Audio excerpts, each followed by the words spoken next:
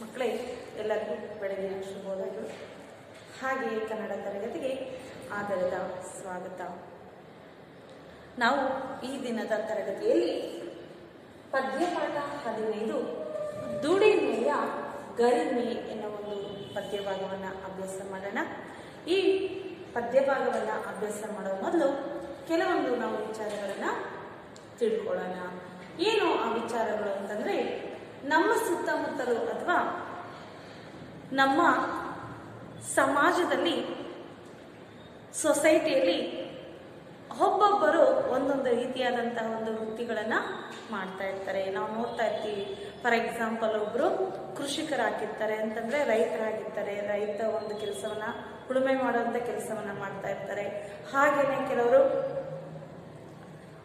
ಏನು ವರ್ಕ್ ಮಾಡ್ತಾ ಇರ್ತಾರೆ ಅಂತಂದರೆ ಎಲ್ಲಾದರೂ ಒಂದು ಆಫೀಸಲ್ಲಿ ವರ್ಕ್ ಮಾಡ್ತಾ ಇರ್ತಾರೆ. ಜೊತೆಗೆ ಕೆಲವರು ವ್ಯಾಪಾರ ಮಾಡ್ತಾ ಇರ್ತಾರೆ.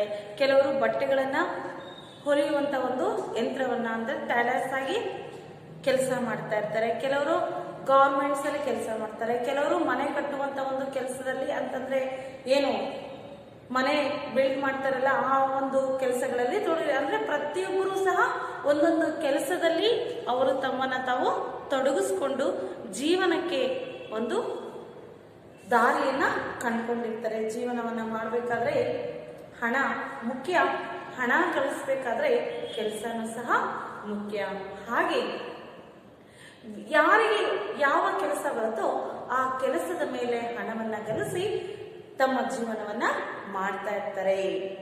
ಹೀಗೆ ಇಲ್ಲಿ ನೋಡಿದಾಗ ನಾವು ಇಡೀ ಪ್ರಪಂಚಕ್ಕೆ ಅನ್ನ ನೀಡುವಂತಹ ದಾತ ಯಾರು? ರೈತ. ರೈತನನ್ನ ನಾವು ಕಾಣ್ತೀವಿ. ರೈತ ಇಡೀ ವರ್ಷ ತನ್ನ ಹೊಲ ಗದ್ದೆಗಳಲ್ಲಿ ಬಿಸಿಲು, ಮಳೆ, ಚಳಿ, ಗಾಳಿ ಎನ್ನುವ ಒಂದು ಕಷ್ಟಗಳಿಗೆ ತನ್ನ ದೇಹವನ್ನು ಒಡ್ಡಿ ಕಷ್ಟಪಟ್ಟು ಇಡೀ ಪ್ರಪಂಚಕ್ಕೆ ಆಹಾರವನ್ನು ನೀಡ್ತಾ ಇದ್ದಾನೆ. ಹಾಗಾಗಿ ರೈತನನ್ನು ನಾವು ಏನಂತ ಕರಿತೀವಿ? ಅನ್ನದಾತ ಅಂತ ಕರಿತೀವಿ. ಇಡೀ ಪ್ರಪಂಚಕ್ಕೆ ಅನ್ನವನ್ನು ನೀಡ್ತಾ ಇರುವಂತಹ, ಆಹಾರವನ್ನು ನೀಡ್ತಾ ಇರುವಂತಹ ಏಕೈಕ ವ್ಯಕ್ತಿ ಅಂತಂದ್ರೆ ಅನ್ನದಾತ ರೈತ. ಹಾಗೇನೆ ರೈತನಿಗೆ ಸುಮ್ಮನೆ ಬರೀ ಕೈಗಳಿಂದ ಕೆಲಸ ಮಾಡೋಕ್ಕಾಗತ್ತಾ? ಇಲ್ಲ. ರೈತನಿಗೆ ಕೆಲವೊಂದು ವೆಪನ್ಸ್ ಬೇಕಾಗತ್ತೆ ಆ ಒಂದು ಫಾರ್ಮಿಂಗ್ ಫೀಲ್ಡ್ ಅಲ್ಲಿ ಉಳುಮೆ ಮಾಡೋದಕ್ಕೆ. ಅಂತಹ ಆ ವೆಪನ್ಸ್ ಅನ್ನ ಯಾರು ತಯಾರು ಮಾಡ್ತಾರೆ?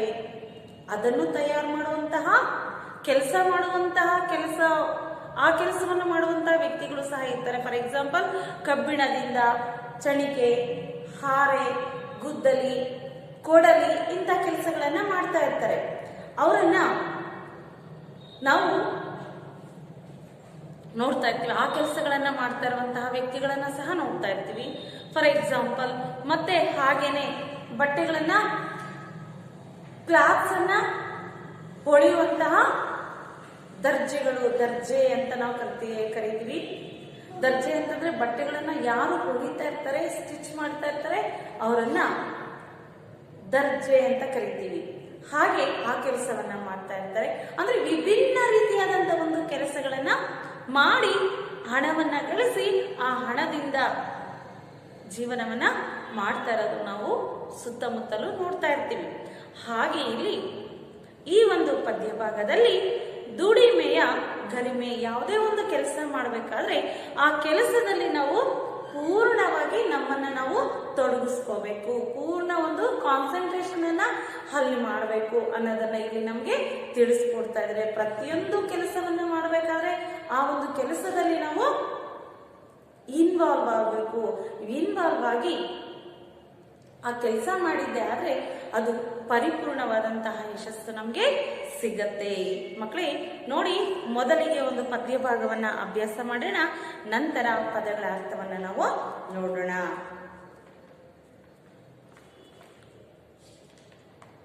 ಪುಟದ ಸಂಖ್ಯೆ 102, ಪಾಠ 15, ದುಡಿಮೆಯ ಗರಿಮೆ ಪದ್ಯ.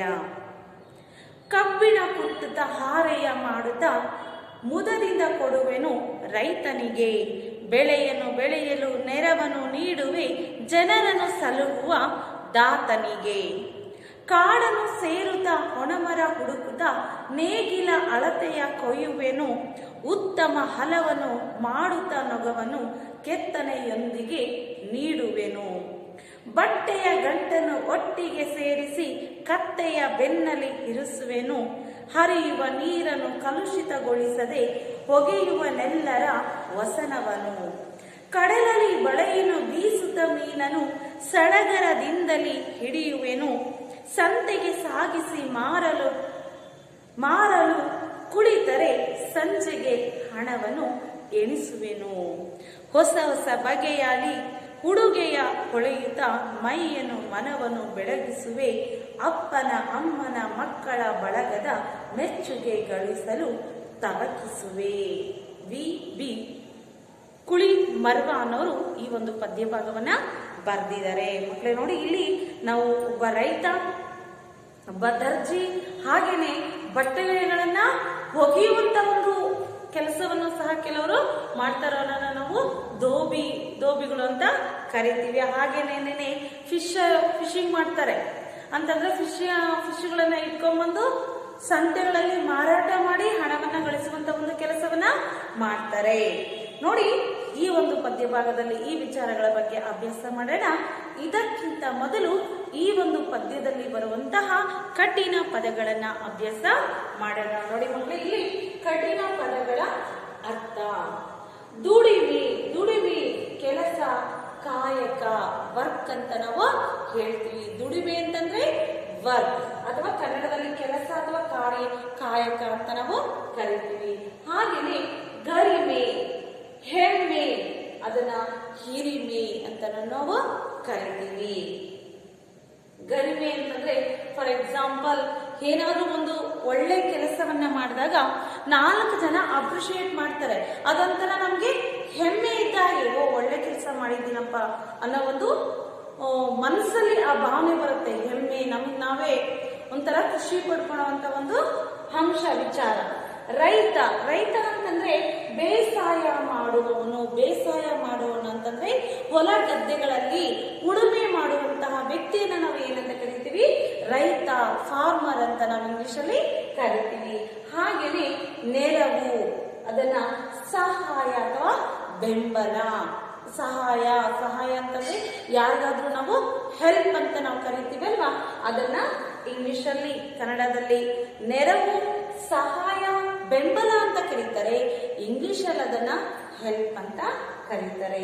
ಸಲಹು ಅಂದ್ರೆ ಕಾಪಾಡು, ಪ್ರೊಟೆಕ್ಟ್ ಮಾಡೋದು, ರಕ್ಷಣೆ ಮಾಡೋದನ್ನ ನಾವು ಸಲಹು ಅಥವಾ ಕಾಪಾಡು ಅಂತ ಕರಿತೀವಿ. ಹಾಗೇನೆ ಹಣ ಮೀನ್ಸ್ ಅಮೌಂಟ್, ಅದನ್ನ ದುಡ್ಡು ಅಥವಾ ಧನ ಅಂತಾನು ಕರಿತೀವಿ. ದಾತ ಅಂತಂದ್ರೆ ನಮ್ಮನ್ನ ನಾವು ರಕ್ಷಣೆ ಮಾಡುವಂತಹ ವ್ಯಕ್ತಿಯನ್ನ ದಾತ ಅಂತ ಕರಿತೀವಿ. ಫಾರ್ ಎಕ್ಸಾಂಪಲ್, ರೈತನನ್ನ ಅನ್ನದಾತ ಅಂತ ಕರಿತೀವಿ. ರೈತನನ್ನ ಅನ್ನದಾತ ಅಂತ ಯಾಕೆ ಕರಿತೀವಪ್ಪ ಅಂತಂದ್ರೆ, ರೈತ ನಮ್ಮೆಲ್ಲರಿಗೂ ಸಹ ಆಹಾರವನ್ನ ಕೊಡ್ತಾನೆ, ನಾವು ಜೀವನ ಮಾಡೋದಕ್ಕೆ ಅವಕಾಶ ಮಾಡಿಕೊಡ್ತಾನೆ. ಅಂದ್ರೆ ಇಂಡೈರೆಕ್ಟ್ ಆಗಿ ನಮ್ಮನ್ನ ರಕ್ಷಣೆ ಮಾಡುವಂತಹ ವ್ಯಕ್ತಿ. ಆದ್ದರಿಂದ ದಾನಿ ಅಥವಾ ಒಡೆಯ ಅಂತಾನು ನಾವು ಕರಿತೀವಿ. ಸಂಜೆಯನ್ನ ಇಂಗ್ಲಿಷ್ ಅಲ್ಲಿ ಈವ್ನಿಂಗ್ ಅಂತ ಕರಿತೀವಿ. ಹಾಗೇನೆ ಸಾಯಂಕಾಲ ಅಂತ ಕರಿತೀವಿ. ನೆಕ್ಸ್ಟ್, ಕೊಯ್ಯು ಅಂತಂದ್ರೆ ಕತ್ತರಿಸು ಅಂತಂದ್ರೆ ಭಾಗ ಮಾಡು. ಹುಡುಕು, ಶೋಧಿಸು, ಸರ್ಚ್ ಮಾಡೋದನ್ನ ಹುಡುಕು ಅಂತ ನಾವು ಕರಿತೀವಿ, ಅಥವಾ ರಿಸರ್ಚ್ ಅಂತ ಕರಿತೀವಿ. ತವಕಿಸು, ಆತುರ ಪಡು ಅಂತಂದ್ರೆ ತುಂಬಾ ಫಾಸ್ಟ್ ಆಗಿ. ಆತುರ ಅಂತಂದ್ರೆ ಏನಾದ್ರೂ ಹೇಳ್ಬೇಕಾದ್ರೆ ಅಥವಾ ಎಲ್ಲಾದ್ರೂ ಹೋಗ್ಬೇಕಾದ್ರೆ ಹಾತ್ರ ಹೋಗ್ತಾ ಇರ್ತೀವಿ. ರನ್ನಿಂಗ್ ರೇಸ್ ಮಾಡೋವಾಗ ಎಲ್ಲಾದ್ರೂ ಫಾರ್ ಎಕ್ಸಾಂಪಲ್ ತುಂಬಾ ಅರ್ಜೆಂಟ್ ಅಂತಂದ್ರೆ ಏನಂತ ಕರಿತೀವಿ? ಆತುರ ಅಂತ ಕರಿತೀವಿ. ಅಥವಾ ತವಕಿಸು ಅಂತ. ಹಲ ಅಂತಂದ್ರೆ ನೇಗಿಲು ಭೂಮಿಯನ್ನ ಉಳುವಂತ ಒಂದು ಸಾಧನವನ್ನ, ಫಾರ್ಮಿಂಗ್ ಫೀಲ್ಡ್ ಅನ್ನ ಹದ ಮಾಡುವಂತ ಒಂದು ವೆಪನ್ ಅನ್ನ ನಾವು ಏನಂತ ಕರಿತೀವಿ? ನೇಗಿಲು ಅಂತ ಕರಿತೀವಿ. ಮೆಚ್ಚುಗೆ, ಅಪ್ರಿಶಿಯೇಟ್ ಮಾಡೋದನ್ನ ಮೆಚ್ಚುಗೆ ಅಂತ ಕರೀತಾರೆ. ಅಥವಾ ಒಪ್ಪಿಗೆ, ಸಂತೋಷ, ಹ್ಯಾಪಿ ಅಂತಾನು ಕರಿಬಹುದು. ಹಾಗೇನೆ ಇರಿಸು ಅಥವಾ ಇಡು. ಕಲುಷಿತ ಅಂದ್ರೆ ಕದಡಿದ ಅಥವಾ ಮಲಿನ, ಪೊಲ್ಯೂಷನ್ ಅಂತ ಕರಿತೀವಲ್ಲ, ಅದು ನಾವು ಕಲುಷಿತ ಅಂತ ಕನ್ನಡದಲ್ಲಿ ಕರಿತೀವಿ. ವಸನ, ವಸನ ಅಂತಂದ್ರೆ ಬಟ್ಟೆ, ಬಟ್ಟೆ ಮೀನ್ಸ್ ಕ್ಲಾತ್. ಉಡುಗೆ, ಉಡುಪು, ಉಡುಗೆ ಅಂತಂದ್ರೆ ಕ್ಲೋತ್ಸ್. ಉಡುಪು ನಾವು ಏನು ಹಾಕೊಂತೀವಿ ಅದನ್ನ ನಾವು ಕ್ಲೋತ್ಸ್ ಅಂತ ಕರಿತೀವಿ. ಹೀಗೆ ಮಕ್ಕಳೇ ಈ ಪದಗಳ ಅರ್ಥವನ್ನ ನಾವು ಅಭ್ಯಾಸ ಮಾಡಿದ್ವಿ. ಮುಂದಿನ ತರಗತಿಯಲ್ಲಿ ಕಠಿಣ ಪದಗಳೊಂದಿಗೆ ಪದ್ಯದ ಭಾವಾರ್ಥವನ್ನ ಅಭ್ಯಾಸ ಮಾಡೋಣ. ಧನ್ಯವಾದಗಳು.